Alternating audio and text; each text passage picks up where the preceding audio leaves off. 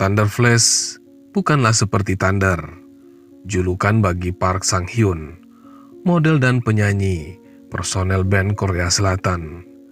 Dia bukan pula tokoh superhero seperti The Flash atau para superhero Justice League, semisal Batman, Superman, Iron Man, Wonder Woman, dan Aquaman produksi Warner Bros.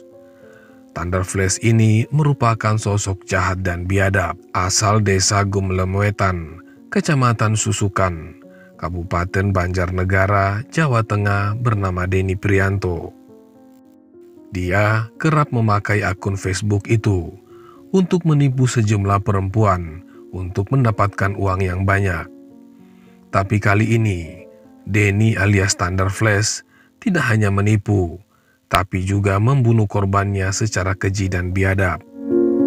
Korbannya adalah Komsatun Wahida, berusia 51 tahun, seorang pegawai negeri sipil Kementerian Agama Kota Bandung, Jawa Barat.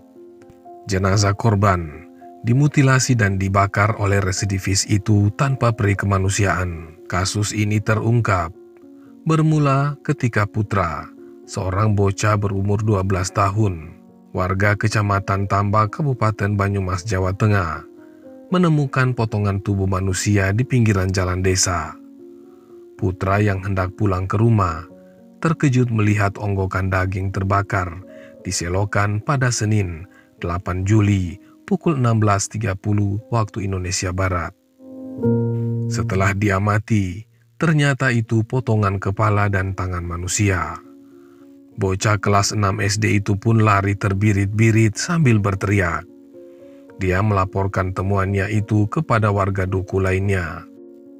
Pariman, Supriyadi, Saifuddin Fajar Nur Rahman, Nur Hayati, dan Surat menghampiri lokasi untuk mengecek laporan Putra.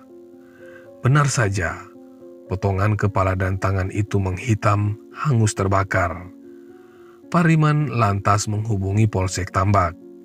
Tidak berapa lama, polisi datang dan warga pun digemparkan oleh temuan potongan tubuh manusia tanpa identitas itu. Polisi lalu menghubungi Satuan Reserse Kriminal dan tim Inafis Polres Banyumas untuk melakukan olah tempat kejadian perkara. Polisi dibantu warga dan polisi kehutanan melakukan penyisiran dan pencarian potongan tubuh korban lainnya ke sejumlah tempat hutan di sekitar desa Watu Agung. Bahkan, Polres Banyumas berkoordinasi dengan Polres Banjarnegara dan Mabes Polri untuk melakukan tes DNA korban. Tidak berapa lama, potongan tubuh korban diketahui identitasnya, yaitu Komsatun Wahida, berusia 51 tahun, warga perumahan Bukit Mekar Indah, Desa Cimekar, Kecamatan Cileunyi, Kabupaten Bandung. Polisi juga mendapat keterangan saksi warga yang sempat melihat mobil berplat nomor D atau Bandung yang digunakan untuk membuang dan membakar potongan tubuh korban. Secara kebetulan, Polres Banyumas mendapatkan informasi adanya laporan suami Komsatun bernama Soib ke Polsek Cileunyi. Soib melaporkan istrinya menghilang pada Minggu 7 Juli pagi. Komsatun pergi tanpa izin suaminya dengan mengendarai mobil Toyota Rush warna silver. Dari situlah, Soib juga memberikan keterangan bahwa istrinya mulai berubah sikap dan menghilang setelah berkenalan dengan seorang pria yang usianya lebih muda 14 tahun melalui Facebook. Soib sempat melacak sendiri dengan siapa istrinya itu bertemu dan di mana melalui akun email Google milik istrinya. Dengan berbekal bukti itu, tim Satreskrim Polres Banyumas melacak akun Facebook pria yang diduga bertemu dengan Komsatun. Akhirnya, polisi menemukan identitas pemilik akun yang menggunakan nama palsu, yaitu Thunder Flash. Setelah dilacak, pembuat akun adalah Denny, yang juga memiliki akun Facebook bernama Denny. Setelah dilacak lebih dalam, Denny ternyata penjahat kambuhan atau residivis, spesialis penipuan yang incarannya para perempuan. Bahkan, pada 2016, Denny sempat dipenjara 4 tahun karena menjadi otak penculikan dan pemerasan terhadap mahasiswa Fakultas Kedokteran Universitas Jenderal Sudirman Purwokerto. Setelah keluar buit, bukannya jera, Denny malah melakukan penipuan dengan target perempuan melalui akun Facebooknya. Korban yang terkena pancingannya itu adalah Komsatun. Keduanya berkenalan sejak April 2019 atau 2 bulan sebelum Idul Fitri. Komsatun kepincut dengan berondong itu yang mengaku sebagai bujangan dan petugas pelayaran di Jakarta. Komsatun terus menjalin komunikasi dengan Denny secara intens melalui WhatsApp, lalu mengadakan kopi darat alias pertemuan beberapa kali. Polisi menduga keduanya menjalin hubungan asmara lebih dalam. Bahkan, Denny sempat meminjam uang 25 juta kepada Komsatun dengan dalih akan dikembalikan setelah gajian. Namun, begitu waktunya harus dikembalikan, pinjaman itu tidak pernah kembali. Akhirnya, Komsatun menuntut dinikahi dan minta segera dikembalikan uangnya. Akhirnya, keduanya sepakat bertemu pada Jumat 5 Juli. Denny dijemput Komsatun yang sudah terlebih dahulu menyiapkan tempat kosan di Jalan Ranca Mekar, Kelurahan Cipamokolan, Kecamatan Rancasari, Kota Bandung. Rupanya, Denny emosional dituntut seperti itu, sebab selama ini dirinya mendekati dan menggauli Komsatun hanya untuk mendapatkan harta. Makanya, sejak berangkat dari Banjarnegara, muncul niatnya untuk menghabisi nyawa Komsatun. Setelah bertemu, keesokan harinya, ketika Komsatun pulang, Denny keluar dari tempat kos membeli palu, lalu dia sembunyikan di kolong ranjang.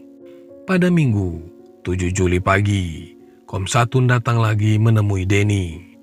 Saat berhubungan layaknya suami istri, Denny meraih dan menghantam palu ke kepala Komsatun sebanyak 3 kali hingga tewas. Tubuh wanita parubaya berkulit sawo matang asal Temanggung ini diseret ke kamar mandi supaya habis darahnya. Sambil menunggu darah korban habis, Denny keluar dari tempat kos, lalu membeli golok, amplas dan 2 kotak kontainer dan plastik. Setelah itu, Denny memisahkan tubuh Komsatun menjadi beberapa bagian dan memasukkannya dalam 2 kontainer.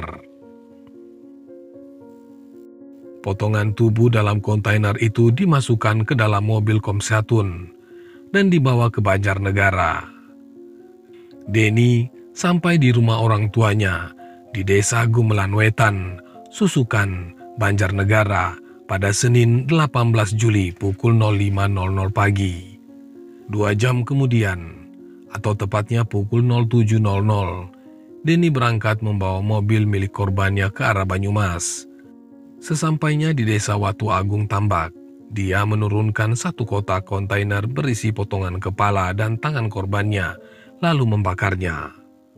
Pukul 11.00 waktu Indonesia Barat, Denny lalu membawa sisa potongan tubuh lainnya. Di tengah jalan, dia sempat membeli ban bekas dan bensin. Pukul 14.00, dia menuju ke arah Kebumen, lalu menemukan lokasi cocok dan sepi untuk membakar potongan tubuh itu di gorong-gorong Jalan Desa Sampan, Kecamatan Sempor, Kabupaten Kebumen.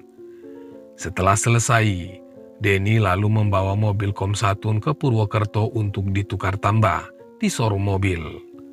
Akhirnya disepakati, mobil itu ditukar dengan mobil Daihatsu Xenia tahun 2007 dan uang 100 juta rupiah.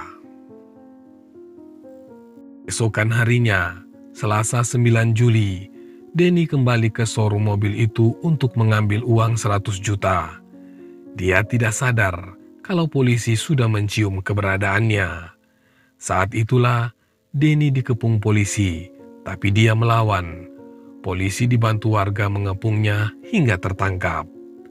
Selain menangkap Denny, Polisi juga menyita 3 mobil dari tangan Denny, yakni mobil Timur yang dibeli dari uang hasil pinjaman dari Komsatun sebanyak 25 juta, mobil Toyota Rush, dan Daihatsu Xenia, serta uang 100 juta.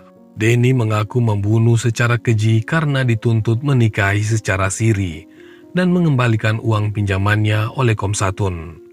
Dia mengaku tak bisa memenuhi permintaan itu karena sudah punya istri dan anak.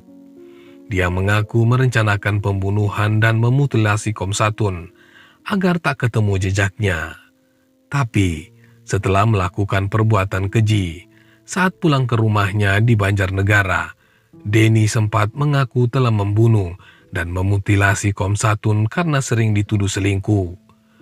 Malah, setelah ada berita penemuan potongan tubuh korban mutilasi, Denny melalui telepon meminta istrinya melihat berita di televisi. Saat proses penyidikan, Denny dijerat dengan pasal 340 tentang pembunuhan berencana dan pasal 365 tentang pencurian dengan kekerasan.